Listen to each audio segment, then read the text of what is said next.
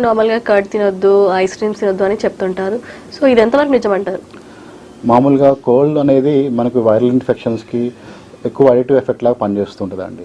So మనం cold చేసినప్పుడు కానీ ఆస్తమా ఉన్నప్పుడు కానీ కోల్డ్ సబ్స్టెన్సెస్ దూరంగా ఉండడం చాలా ఉత్తమం అండి. నార్మల్లీ మన శరీరంలో దేనికైనా సరే కోల్డ్ అనేది మంచిది కాదు అండి.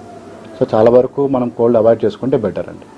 ఇప్పుడున్న కరెంట్ సిచ్యువేషన్‌లో చాలా మందికి వెదర్ ఎఫెక్ట్స్ వల్ల కోల్డ్ కావచ్చు, కాఫ్ కావచ్చు, ఇవన్నీ చాలా వస్తున్నాయి. సో నిజంగానే వెదర్‌లో మార్పుల వల్ల ఇలాంటివి జరుగుతుంటాయంటారా? మనం ఒకప్పుడు ఆస్తమా అంటే మనం మామూలుగా జన్యుపరంగా చూసాము, పొల్యూషన్ ద్వారా చూసామండి.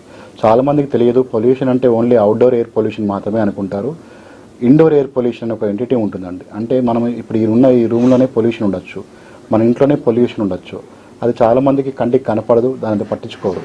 ఎందుకంటే ఇండోర్ ఎయిర్ పొల్యూషన్ మనం వాస్తవికంగా మనం ఉండే సిటీ లైఫ్లో కావచ్చు, చాలామంది ఇప్పుడు క్లోజ్ ఏరియాస్లో ఉంటారు, ఇల్లులో మొత్తం ఏసీస్ వాడుతూ ఉంటారు, ఇల్లు మొత్తం ప్యాక్గా ఉంటుంది, క్రాస్ వెంటిలేషన్ అనేది చాలా ఉండదు, క్లోజ్ కిచెన్స్ ఉంటాయి, చిమ్నీస్ ఉంటాయి.